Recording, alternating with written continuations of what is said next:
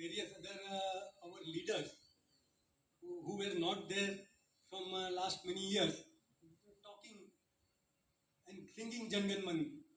That is possible. They made video of those people. It cannot be made when they were there at that time. No, there was no. no video recording capability. So it was made now, and that video making capability was also reasonably good. I mean, so capability is there.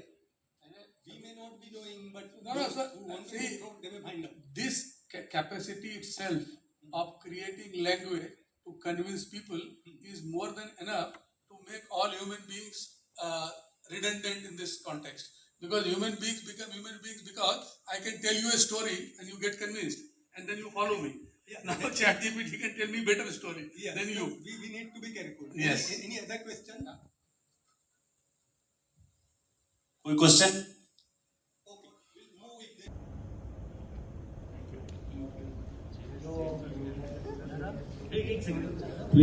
Please.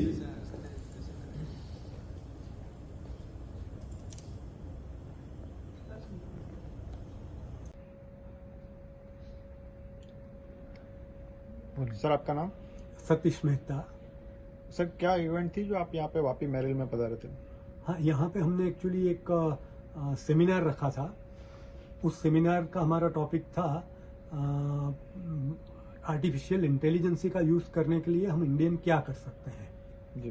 और वो seminar Vapi industries association का HR forum और cost accountant का वापी सिलवासा दमन chapter और Merrill industries, इन तीनों ने मिलके ये सेमिनार ऑर्गेनाइज किया था।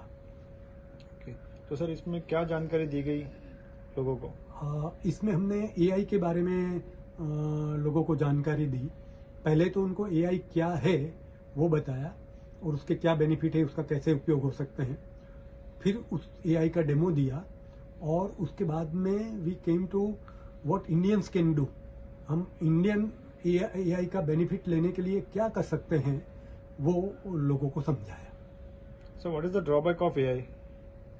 एआई में ड्रॉबैक एक तो ये है कि एआई में कभी कभी वो गलत जवाब देता है, तो उसके जो भी एआई से हमें आउटपुट मिले उसको प्रॉपर चेक करने के बाद में यूज़ करना चाहिए। दूसरा एक एआई का ड्रॉबैक ये है कि उसमें बिकॉज ऑफ एआई के कारण बहुत से लोगों को जो अभी काम कर रहे हैं वो काम फिर एआई खुद करने लगेगा, तो उनको वो काम नहीं रहेगा, उनके पास वो जॉब नहीं रहेगी, वो काम चला जाएगा, तो उनको एआई सीख के या दूसरा काम सीख के दूसरा काम ढूंढना पड़ेगा। लेकिन उसके सामने बेनिफिट भी है कि एआई के कारण बहुत कुछ नई जॉब अपॉर्चुनिटी शुरू होगी। जो पर्टिकुलरली नई टेक्नोलॉजी सीख पाएंगे उनके लिए बहुत नए जॉब अपॉर्चुनिटी भी मिलेगी। सर एज पर यू ये एआई जो भी प्रोडक्टिविटी देता है उसकी एक्यूरेसी क्या है? एक्यूरेसी देखो अलग अलग चीज में अलग अलग है। जहाँ मैथमेटिकल प्रोसेसिंग है, डेटा प्रोसेसिंग है, वहाँ वो एक्यूरेट वर्क कर पाएगा। जहाँ पे वो ओपिनियन टाइप है, जहाँ पे वो अलग अलग वेबसाइट से इंफॉर्मेशन पिकअप करके आपको देता है, तो उस जगह पे उसकी जो एक रिलायबिलिटी है that depends upon what is specified on this website.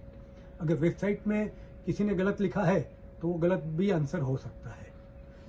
पर इसके अलावा एक और उसमें पॉसिबिलिटी ऑफ इनएक्यूरेसी है कि जहां वो खुद मिस्टेक करता है all together. Now that if you use अगर आप यूज करते हैं बिंग चैट जैसा टूल तो वो 1% जितनी रह जाती है, बहुत कम है मतलब। पर फिर भी कभी कभी उसमें गलत आंसर भी मिल जाता है, तो वो आपको चेक करके फिर यूज करना। सर युवाओं को एआई को कितना अपनाना चाहिए या कितना दूर रहना चाहिए इससे? युवाओं के लिए तो एआई खास है, क्योंकि अभी कुछ साल बाद एआई में बहुत ज़्यादा अपॉर्चुनिटी मिलेगी जॉब में, वर्क करने में, और जो एआई नहीं सीखेंगे उनके लिए जॉब ढूंढना मुश्किल होगा। तो युवाओं के लिए तो यह बहुत इंपॉर्टेंट है। जो लोग ऑलरेडी बड़ी पोजीशन पे अच्छे वेल सेट है, उसको अभी 10 साल तक एआई कुछ हैरान नहीं कर पाएगा, उनको 10 साल बाद में उनके लिए प्रॉब्लम होगा। लेकिन जो युवा पीढ़ी है जिनको अभी जॉब ढूंढना है नेक्स्ट 2-3 ईयर्स में या वर्क ढूंढना है, उनके लिए तो एआई बहुत इंपॉर्टेंट है। ये हम लोग ना एवरी मंथ 3rd या 4th सैटरडे को एचआर बीट करते हैं। ये बहुत दिनों से करते आ रहे हैं, 2014 से करते आ रहे हैं। तो और हमने ओपन भी रखा है, जैसे कि इस बार यहाँ मेरिल में कर रहे हैं, तो हम लोग ये पिछला टाइम हूवर में हुआ था, ऐसे करके हम ओपन भी रखे हैं। अपने यहाँ कोई भी कम इंडस्ट्रीज वाले जिनके पास में कॉन्फ्रेंस हॉल है, फैसिलिटी है, वो कराते हैं, हम करते हैं एवरी 3rd या 4th सैटरडे को।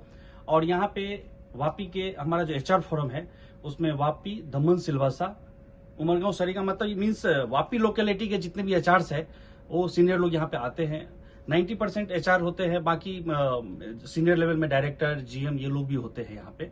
और हमारा मेन रहता है कि मेन फोकस रहता है नॉन कमर्शियलाइजेशन और knowledge sharing, only knowledge sharing. Sir आज यहाँ पे जो आप सेमिनार रखे थे उसमें कहाँ से लोग आए थे और कितनी संख्या में लोग आए थे? यहाँ पे सूरत, अंकलेश्वर, उमरगांव, सरीगांव, सिलवासा, दमन और वापी के लोग थे। सर संख्या क्या रही होगी लोगों की? 150 के आसपास।